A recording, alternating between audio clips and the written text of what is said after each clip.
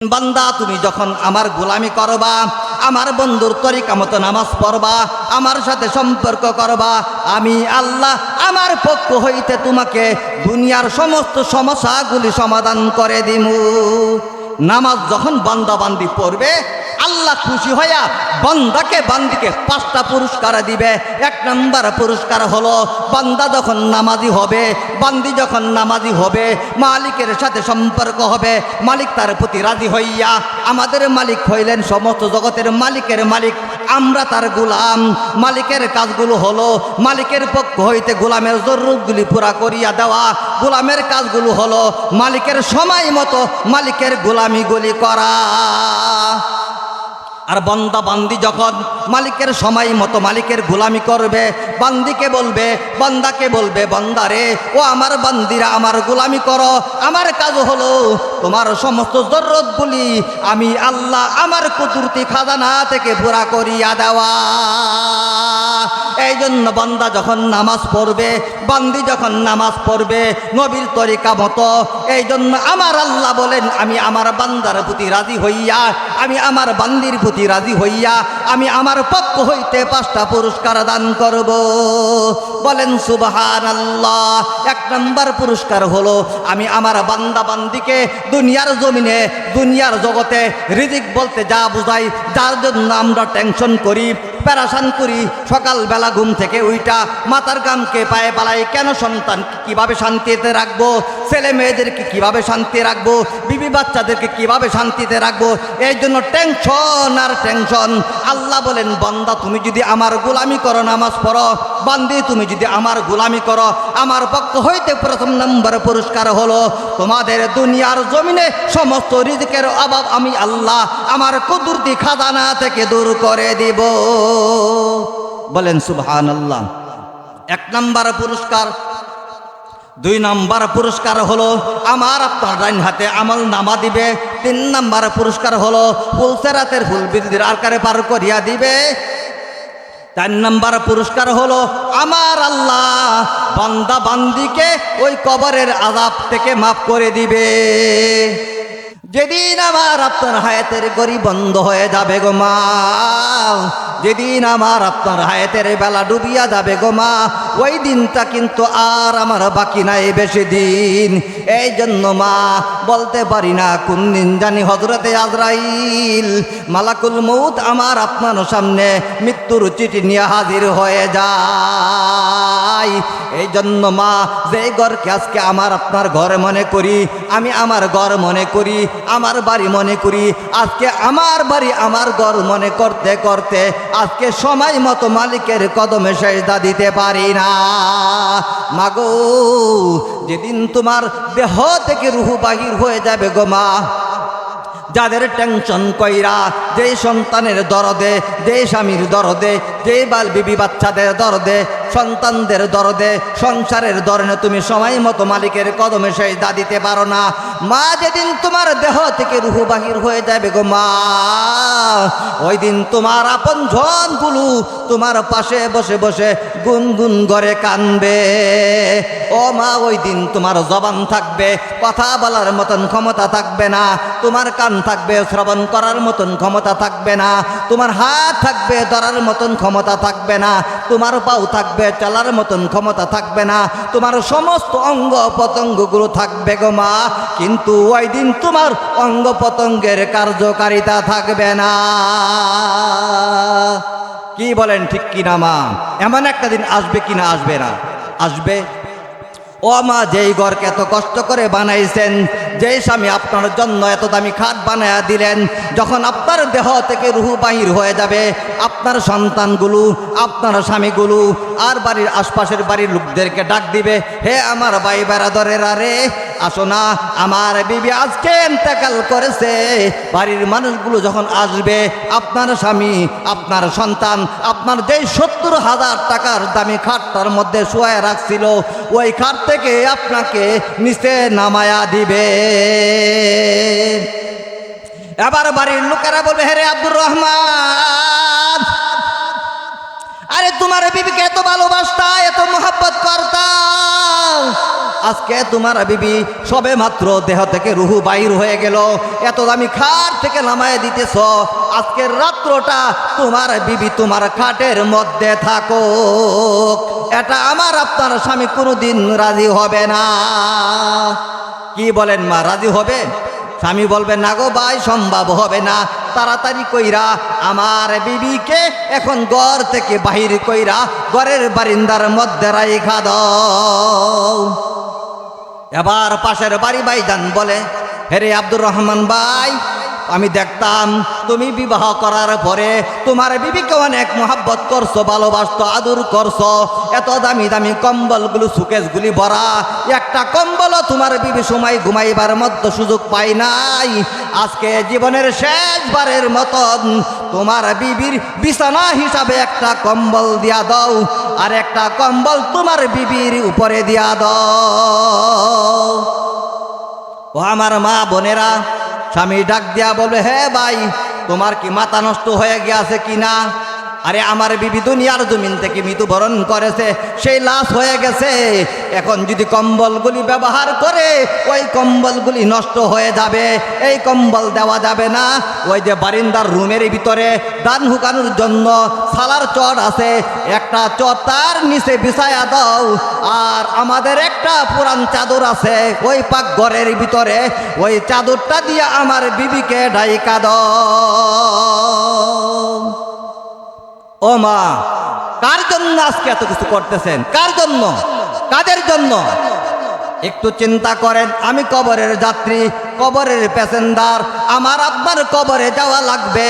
প্রকৃত বুদ্ধিমান ওই মা, যেই মা কবরে যাওয়ার আগে আগে কবরের সামানা জোগাড় করে। ও মা, দুনিয়ার সমস্ত মানুষগুলো কবরে যাবে, কার কোন দিন যাবে এটা কিন্তু আমাদের জানা নাই, ওই সময়টা কিন্তু আমাদের সামনে বাকি আছে। আমার মরণ আসিবে কবে কেউ তো জানে না, আমার মরণ আসিবে কবে কেউ তো জানে না, আমি চলে গেলে তোমরা আমায় ভুইলা যাইও না, আমি মরে গেলে তোমরা আমায় ভুইলা যাইও না, আমার মরণ আসিবে কবে কেউ তো জানে না। কি বলেন, ঠিক কিনা? একটা মানুষও জানবে না, হঠাৎ কইরা হযরতে আজরাইল মালাকুল মউত আমার আপনার সামনে মৃত্যুর পরোয়ানা নিয়ে হাজির হয়ে যাবে। এই জন্য মা দিলের কানে শুনেন, দুনিয়ার কোন বান্দা বান্দি যখন আল্লাহর গোলামি করতে করতে আল্লাহর সাথে সম্পর্ক হয়ে যায়, আর আল্লাহর সাথে সম্পর্ক কইরা যখন মালিকের সাথে সম্পর্ক হয়ে যায়, আল্লাহওয়ালা হয়ে যায়, যখন তার মালাকুল মউত আসেন, বিশ্ব নবী রহমতে আলম নবীজি বলেন, ওই নেককার বান্দা বান্দির দেহ থেকে যখন রুহু দান কবজ করবে, রুহুটা বাহির করবে, আমার আল্লাহ বলে দেন, হে ফেরেশতারা রে, আমার বান্দিটা আমার গোলামি করতে করতে, আমার বান্দাটা আমার গোলামি করতে করতে আমার সাথে সম্পর্ক হয়ে গেছে রে, সাবধান, আমার বান্দির দেহ থেকে এমন ভাবে রুহু বাহির করবা যেরকম দুধের বাচ্চা মার কুলে থাইকা দুধ খাইতে খাইতে হঠাৎ করে মার বুকটা ছাইরা দেয়, ওই বাচ্চা টের পাই না, মাও টের পাই না, আমার বান্দি বহু কষ্ট কইরা আমার সম্পর্ক করেছে, গোলামি করেছে, আমার বন্ধুর তরিকা মতো আমার গোলামি করেছে রে ফেরেশতারা, আজকে আমার বান্দিটাকে তোমরা কষ্ট দিও না। এবার হযরতে আজরাইল মালাকুল মউত 500 রহমতের ফেরেশতা নিয়ে আসবে, জান্নাতের ফুলগারান, প্রত্যেকটা ফেরেশতার হাতের ভিতরে জান্নাতের ফুলদানি থাকবে, ওই জান্নাতের ফুলদানি থাকবে, তারা নতুন দুলহাকে যেরকম স্বাগতম দিয়া, নতুন জামাই যখন শ্বশুর বাড়িতে আসে যেরকম স্বাগতম দিয়া তাকে ঢুকাইতে থাকে শালাশালীরা, ওই নেককার মহিলাটার জান জগৎ কবজ করবে গো মা। 500 রহমতের ফেরেশতা আসবে, প্রত্যেকটা ফেরেশতা ফেরেশতার হাতের ভিতরে তারা জান্নাতি রুমাল থাকবে, জান্নাতি পোশাক থাকবে। আমাকে আপনাকে আস্তে আস্তে করে যখন জান কবজ করবে, আমার আপনার দেহ থেকে যখন রূহ বাহির হয়ে যাবে, আমার আপনার কোনো কষ্ট হবে না। কেন? বান্দা বান্দি যখন মালিকের সাথে সম্পর্ক করে, মালিকের সাথে বন্ধুত্ব বানায়, আর দুনিয়ার জমিনও যদি কোনো ব্যক্তি বন্ধু বানাই, বান্ধবী বানাই, বন্ধুর কষ্ট বান্ধবী সহ্য করতে পারে না, বান্ধবীর কষ্ট বন্ধু সহ্য করতে পারে না। আল্লাহ বলেন আমার বান্দাটা, আমার বান্দিটা আমার গোলামি করতে করতে আমার সাথে সম্পর্ক হয়ে গেছে, বন্ধুত্ব হয়ে গেছে রে, আমিও আমার বান্দির কষ্ট সহ্য করতে পারি না। এজন্য মালিকের সাথে সম্পর্ক করা লাগবে। লাগবে কি লাগবে না মা? এখন কেন করতে পারি না? আজকে আমার ভিতরে সংসার, সংসার, শুধু সংসার, সংসারের ঝামেলা, সংসারের টেনশন, এই জন্য সময় মতো মালিকের কদম সেজদা দিতে পারি না। ঠিক কিনা? সংসার সংসার কইরা গো ববে, করলি না বন্দিগি, কিভাবে কাটাইবি মনরে কবরের জিন্দিগি রে। ওরে জীবন গুনাই গুনাই গেল রে। সংসার সংসার কইরা গো ববে, করলি না বন্দিগি, কিভাবে কাটাইবি মনরে কবরের জিন্দিগি রে। ওরে জীবন গুনাই গুনাই গেল রে, ওরে জীবন গুনাই গুনাই গেল রে। বাড়ির পাশে পুকুর পারে গো বাদলাম বাসের ঘর, বায়ো নাই বান্ধব নাই যে কে লবে তোর খবর। ওরে জীবন গুনাই গুনাই গেল রে, ওরে জীবন গুনাই গুনাই গেল রে। ও আমার মা বোনেরা, ও শাহপুর এলাকার মা বোনেরা, আমি যদি আপনাদের পাও দুইটা পাইতাম গো মা, আমি আপনাদের পায়ে দইরা বইলা যাইতাম গো মা। ও মা, তুমি যে কবরে যাইবা, ওই কবরের সমান কেন জোগাড় করো না গো মা? যেই কবরে তুমি যাইবা, যেই কবরে তোমার কোনো সাথী নাই, যেই কবরে তোমার কোনো বাতি নাই, যে কবরে তোমার কোনো বন্ধু থাকবে না, বান্ধব থাকবে না। ও মা, দুনিয়ার ঘরকে তুমি দুনিয়ার সমস্ত সামান দিয়া সাজাইলা মা, দুনিয়ার সমস্ত সামান দিয়া মা তোমার ঘরকে সাজাইছ। একদিন হঠাৎ করিয়া তোমার একটা সন্তান, তোমার একটা সন্তান বাড়িতে নাই, তোমার বড় ছেলেটা বাড়ি থেকে বেড়াইতে গেছে। এবার মা তোমার সন্তান বেড়াইতে গেছে মাত্র, তোমার কাছে শান্তি লাগে না, তোমার ঘরে গেলে শান্তি লাগে না, খানা খাইতে গেলে শান্তি লাগে না, ঘুমাইতে গেলে শান্তি লাগে না। এবার স্বামী জিজ্ঞাসা করে, হে রে আব্দুর রহমানের মা, কি হয়েছে? মনে হয় তুমি টেনশন করতেছো, কারণটা কি? বলতেছে, স্বামী আমার বড় ছেলেটা সকালবেলা ঢাকার উদ্দেশ্যে রওনা হইল, এখন ছেলেটা কোথায় জানি, কি জানি খাইছে নাকি খাইছে না, এই জন্য আমার কাছে টেনশন লাগতেছে। বাবা ডাক্তার বলে, হে রে আব্দুর রহমানের মা, আমার কাছে তো টেনশন লাগতেছে, না জানি আমার ছেলেটা কোনো সমস্যা হয়, না জানি কোন সময় আসবে, এই জন্য আমার কাছেও তেমন টেনশন লাগতেছে। ও মা, দুনিয়ার সমস্ত সামান দিয়া ঘরকে সাজাইছ, মাত্র একদিনের জন্য তোমার সন্তানটা তোমার বাড়ি থেকে ঢাকার উদ্দেশ্যে বেড়াইতে গেছে, আজকে তোমার কাছে শান্তি লাগে না, কারণ সমস্ত সামান ঘরের ভিতরে আছে, বাড়ির সমস্ত লোকগুলো তোমার বাড়িতে আছে, মাত্র একটা সন্তান বাড়িতে নাই। এই জন্য তোমার কাছে অস্থির অস্থির লাগে গো মা। মা, যেই কবরে তুমি যাইবা ওই কবরে তোমার কোনো সাথী নাই, বাতি নাই, বন্ধু নাই, বান্ধব নাই। যেই কবরে তোমার কোনো সাথী নাই, বাতি নাই, বন্ধু নাই, বান্ধব নাই, ওই কবরে যাইবা গো মা। ওই কবরে যাওয়ার মতন কি সামানা তোমার কাছে আছে গো মা? কেন তুমি এখনো তোমার ভিতরে আল্লাহর হুকুম মানতে রাজি না? ফাতেমাতু জোহরা রাদিয়াল্লাহু তাআলা আনহা দরজা খুইলা দেখেন, বলতেছে, গো আমার আব্বা, যে লোকটা আজকে আমাদের বাড়িতে আসছে তার পাওটা মনে হয় জমিনে আর মাথাটা মনে হয় আকাশের মধ্যে। এরকম লোক আমার জীবনে আর কোনোদিন দেখি নাই। আবার নবীজি বললেন, আমি বুঝতে পেরেছি, যাও তাকে বলো আমার ঘরে আসার জন্য, ঘরে আসার অনুমতি দিয়া দাও। আবার বিশ্ব নবী রহমাতুল্লিল আলামিন অনুমতি দিয়া দিলেন। হযরতে আজরাইল মালাকুল মউত ঘরের ভিতরে ঢুকলেন, দুইকা সালাম জানাইলেন। সালাম জানায় জিজ্ঞাসা করলেন, ওগো নবীজি, আল্লাহ আমাকে পাঠাইছে আপনার জান কবজ করার জন্য, কিন্তু আমার আল্লাহ একটা কথা বলে দিছে, আমি যেন আপনার অনুমতি চাই।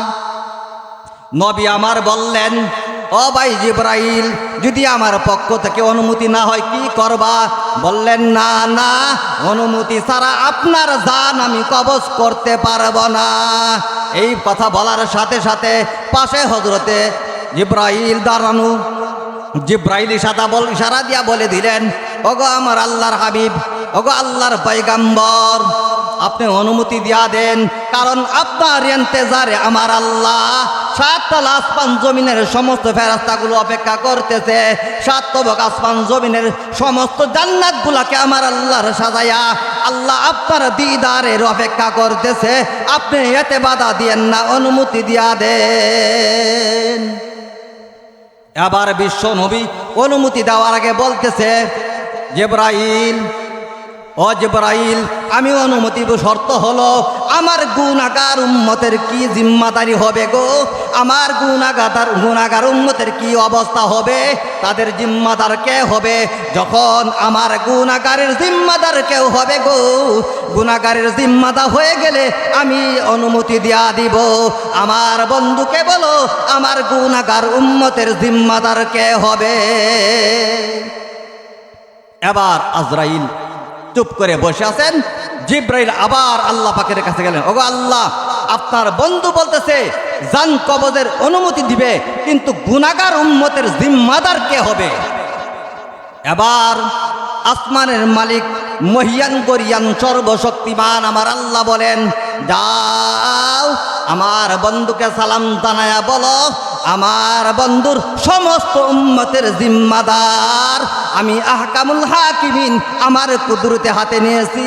যারা আমার বন্ধুর তরিকা মতো, বন্ধুর নিয়ম অনুযায়ী আমার গোলামি করবে, আমার সাথে সম্পর্ক করবে, বন্ধুত্ব করবে, তাদের জিম্মাদারি আমি আল্লাহ কুদরতে হাতে নিলাম। এবার হযরতে আজরাইলকে বিশ্বনবী বললেন, যাও অনুমতি দিলাম, তোমার কার্যক্রম চালাইতে আরম্ভ করো। এবার যখন অনুমতি দিলেন, জান কবজের কাজ আরম্ভ করতেছেন, এমন কষ্ট হইতেছে। এবার বিশ্বনবী রহমাতুল্লিল আলামিন ডেকে ডেকে বলে, এ ভাই জিবরাইল, আজরাইল, আমি সমস্ত নবীদের নবী, আমি আল্লাহর বন্ধু, আমার খাতিরে সমস্ত কায়নাতকে আমার আল্লাহ বানাইলেন। আমার জান কবজ করতেছ, আমার মনে হয় আমার নিচে জমিনটা দিয়া দিছ, আর সাত তবক আসমানটা আমার বুকের উপরে দিয়েছ। এত কষ্ট আমার কাছে লাগতেছে। ওরে জিবরাইল, আমার জান যদি কবজ করলে এত কষ্ট হয় রে? না জানি আমার গুনাহগার উম্মতের জান কবজ করলে না জানি কেমন কষ্ট হয় গো, এই জন্য আমি ভয় লাগতেছে। ও আমার মা বোনেরা, যেই নবীর খাতিরে সমস্ত জগৎ বানাইলেন, আমাকে বানাইলেন, আপনাকে বানাইলেন, ওই নবীর জান কবজ করলে যদি মাগো এত কষ্ট হয়, আমার আপনার জান কবজ করলে কত কষ্ট হবে একটু চিন্তা কইরা দেখুন। ও মা, এই জন্য যেহেতু আমরা কবরের যাত্রী, কবরের প্যাসেঞ্জার, অবশ্যই আমার কবরে যাওয়া লাগবে গো মা। এই জন্য কবরে যাওয়ার আগে আগে আমার মালিকের সাথে সম্পর্ক বানানো লাগবে। লাগবে কি লাগবে না? লাগবে। তো মালিকের সাথে কিভাবে সম্পর্ক করবেন, কিভাবে সম্পর্ক বানাইবেন? হাসরের ময়দানে সমস্ত আমলের আগে বান্দা বান্দি নামাজের হিসাব আমার আল্লাহ নিবে। আউয়ালু মা ইউহাসাবু বিহিল আবদু ইয়াউমাল কিয়ামাতি বিসসালাত।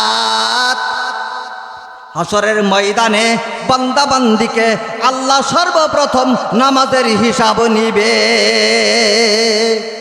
আজকে আমাদের মা বোনেরা নামাজের মধ্যে এত গাফলতি করে, এত অলসতা করে। যদি বলি, বলবে বাবা কাজে ব্যস্ত, সন্তান পেশাব করে দিছে, এই কাজ ওই কাজ, সমস্যার সমস্যা। ও মা,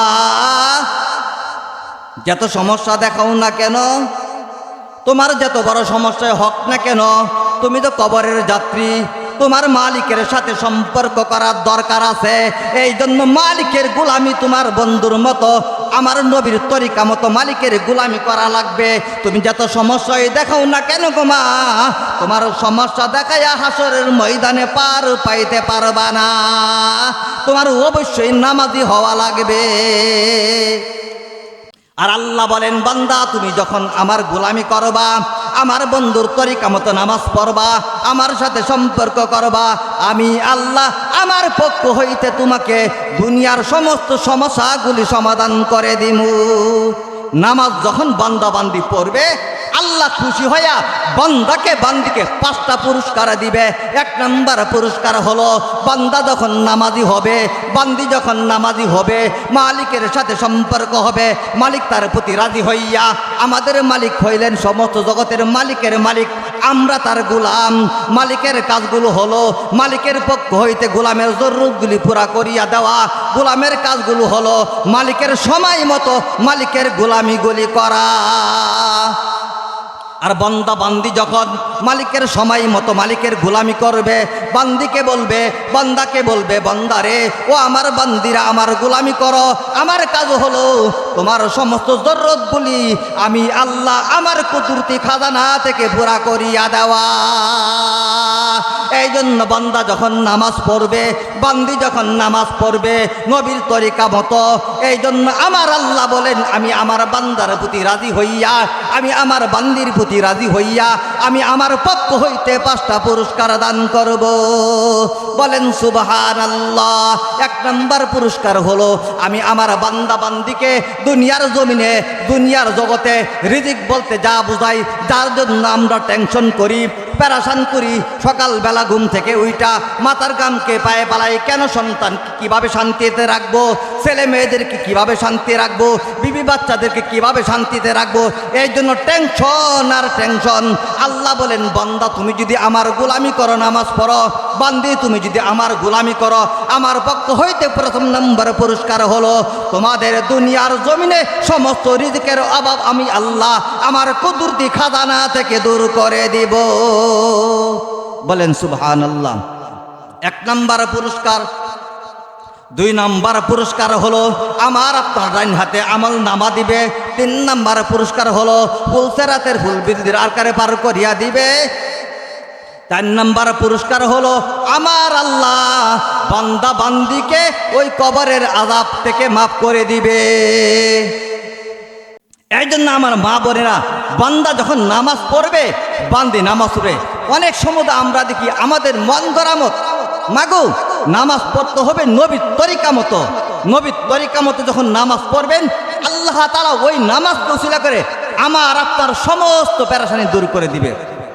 যেরকম আব্দুল ওয়াহেদ নামে এক ব্যক্তি আল্লাহর বন্ধু হয়ে গেলেন। আল্লাহর সাথে গোলামি করতে করতে আল্লাহর সাথে বন্ধুত্ব বানায়া দিলেন।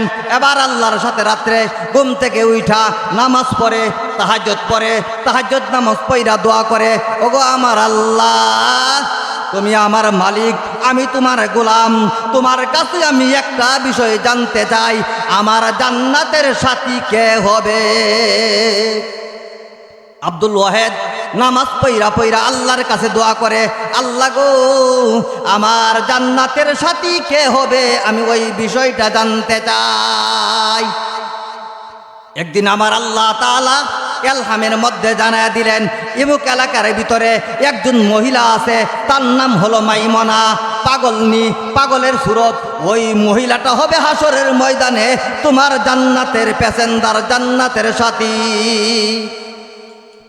এবার যখন স্বপ্নে ঢুকে ওই এলাকার সন্ধান পাইলেন, ওই মাইমানার সন্ধানে আব্দুল ওয়াহেদ নামের ব্যক্তিটা বাহির হয়ে গেলেন।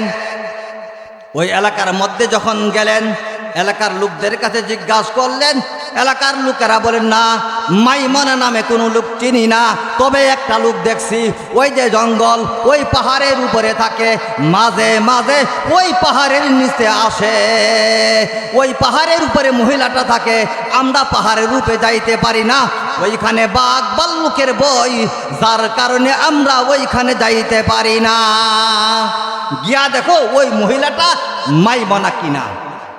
এবার আব্দুল ওয়াহেদ আস্তে আস্তে করে ওই পাহাড়ের কিনারে গেলেন। পাহাড়ের কিনারে গিয়া ওই মহিলাটাকে দেখতে পাইলেন না। না পাওয়ার পরে জানের ভয়কে বাদ দিয়া ওই পাহাড়ের গুহার মধ্যে, পাহাড়ের চূড়ার মধ্যে উঠলেন। ওইটা দেখতেছে বিশাল বড় একটা মাঠ। ওই মাঠের মধ্যে, মাঠের মাঝখানে ওই মহিলাটা নামাজের অবস্থায় সেজদায় পড়ে আছে, আর মহিলাটারে জঙ্গলের বাঘ ভাল্লুক তার ওই মাঠের চতুর্পাশ দিয়া তাকে বেষ্টনী কইরা রাইখা দিছে। এবার আব্দুল ওয়াহেদ মনে মনে কল্পনা জল্পনা করে, আর এত হাজার হাজার বাঘ ভাল্লুক, আর ওই ময়দানের কোনারে সমস্ত বাঘ ভাল্লুকগুলো দাঁড়ানো আছে, আর মহিলাটা ওই ময়দানের মাঝখানে নামাজ পড়তেছে। কারণটা কি? এত বড় সাহস, আর কি কইরা তার মালিককে রাজি করেছে, যার কারণে দুনিয়ার সমস্ত বাঘ ভাল্লুকগুলা, দুনিয়ার সমস্ত মাখলুকাতগুলাকে আমার আল্লাহ ওই মাইমনা মহিলার গোলাম বানায়া দিছে। এবারে আব্দুল ওয়াহেদ কল্পনা জল্পনা করতেছে, দাঁড়ায় রইলেন। মাইমনা সালাম ফিরাইলেন, নামাজ শেষ করলেন। নামাজ শেষ করে বলতেছে, হে ভাই আব্দুল ওয়াহেদ, কি হয়েছে? তুমি এখানে কেন আসলা? তোমার সাথে তো আমার দুনিয়ার জমিনে দেখা হওয়ার কথা না, তোমার সাথে আমার সাক্ষাৎ হবে আমার আল্লাহর জান্নাতে, তুমি কেন এইখানে আসলা? এবার আব্দুল ওয়াহেদ আরো পেরেশান, আরে আমার নাম আব্দুল ওয়াহেদ, ওই মহিলা কিভাবে জানে, কেমনে জানলো? এখন জিজ্ঞাসা করলেন, এ মাইমনা, তোমার সাথে আমার জীবনে কোনোদিন দেখা হয় নাই, তোমারও আমার সাথে সাক্ষাৎ হয় নাই, দেখা হয় নাই, তুমি আমার নাম কেমন করে জানতে পারলা? আমার নাম যে আব্দুল ওয়াহেদ। এবার মাইমনা চিৎকার করে ডাক দিয়া বলে, রে হে আব্দুল ওয়াহেদ, তোমারে আমি দুনিয়ার জমিনে চিনি না, আমি রুহের জগৎ থেকে তোমাকে আমি চিনতে পারি। ও আমার মা বোনেরা, চিন্তা কইরা দেখেন আমার আল্লাহকে কেমন ভাবে লাভ করছে, কেমন সম্পর্ক বানাইছে, আমার আল্লাহকে কেমন বন্ধু বানাইছে। যেই মহিলা আল্লাহর গোলামি করতে করতে আমার আল্লাহর সাথে সম্পর্ক হয়ে গেছে, আর দুনিয়ার সমস্ত মাখলুকগুলাকে আমার আল্লাহ তার গোলাম বানায়া দিছে। এজন্য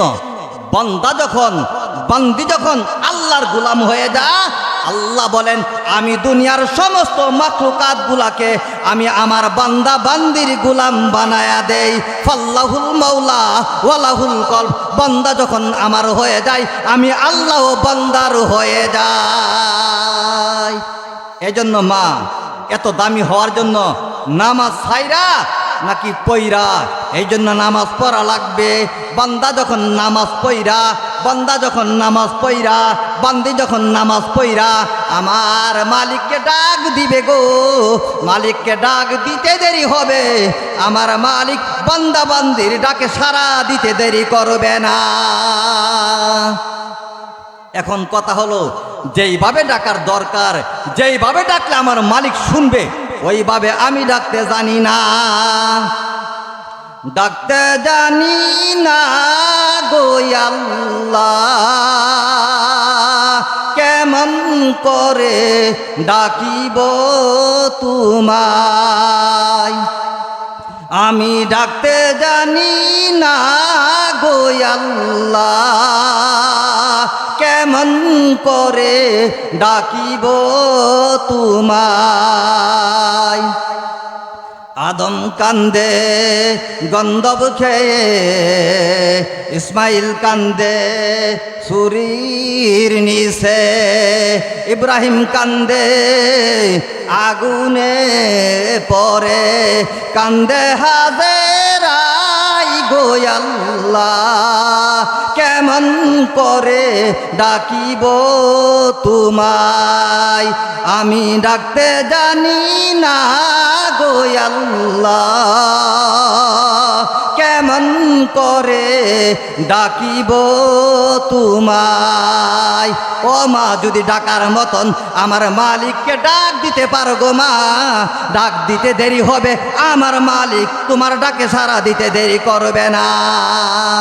এজন্য ডাকতে হবে আমার আল্লাহকে রাজি করার উদ্দেশ্যে, ডাকতে হবে আল্লাহর ভয় নিয়া, ডাকতে হবে আল্লাহর মহাব্বতে, আল্লাহর ভালোবাসায়, আল্লাহর ভয় নিয়া যখন ডাকবেন আমার আল্লাহ আমার আপনার প্রত্যেকটা ডাকে সাড়া দিবে। কি বলেন, ঠিক কিনা?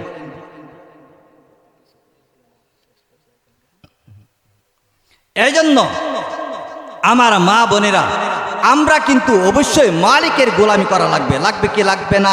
এই জন্য যখন বান্দা বান্দি যখন আল্লাহর গোলামি করবে, আল্লাহর সাথে সম্পর্ক করবে, আর রাতে যখন আরামের ঘুমকে হারাম কইরা তাহাজ্জুদের নামাজ পড়া মালিকের কদমে সেজদা দিয়া মালিকের দরবারে ঘুম থেকে উইটা ডাকবে, ডাক দিতে দেরি হয়, আমার আল্লাহ কিন্তু বান্দারা ডাকে সাড়া দিতে দেরি করে না।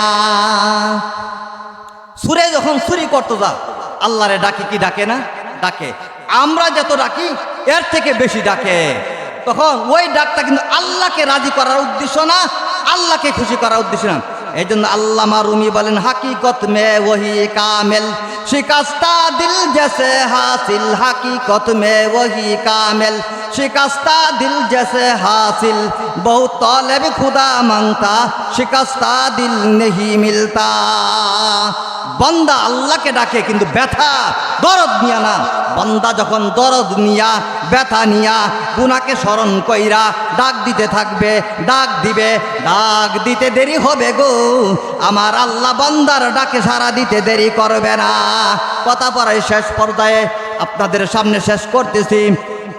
বাদশাহ ওমর রাদিয়াল্লাহু তাআলা আনহুর জমানার ভিতরে এক ব্যক্তি সবসময় মদ খাই, মদের ব্যবসা করে।